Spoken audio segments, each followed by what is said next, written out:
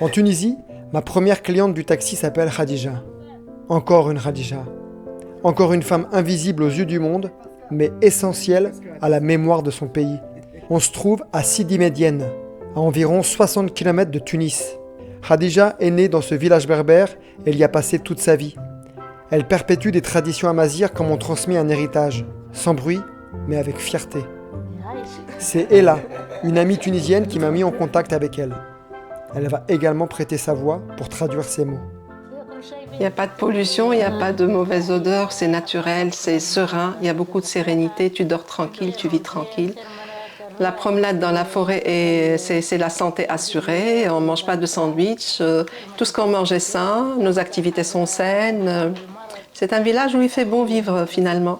Aujourd'hui, je viens écouter une femme qui perpétue des traditions ancestrales avec pudeur et dignité. Un portrait rare, sincère et profondément humain. La particularité, c'est que nous, on sait faire beaucoup de choses en lien avec le patrimoine berbère, comme le pain, la cuisine, l'art culinaire. Il y a des activités aussi à l'extérieur que d'autres femmes ne font pas, que nous, on n'a pas de gêne à faire. On a aussi des ruches, donc on produit du miel grâce à nos abeilles.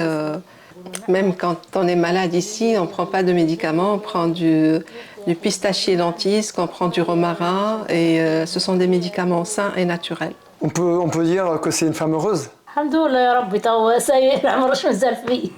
Khadija a perdu son père, elle n'avait que 7 jours. C'est la grand-mère paternelle qui l'a élevée.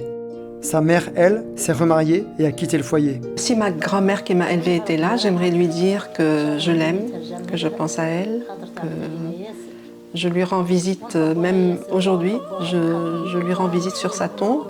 Et puis, au fil de la conversation, une autre réalité se dessine. Sa mère n'a pas choisi. Les oncles ont décidé pour elle, par peur du regard des autres, par peur de la honte. Ma maman a été obligée par les oncles, les frères du papa, à aller se remarier, à laisser les enfants à leur grand-mère. Et lorsqu'on évoque son passé, les souvenirs d'enfance ne meurent jamais.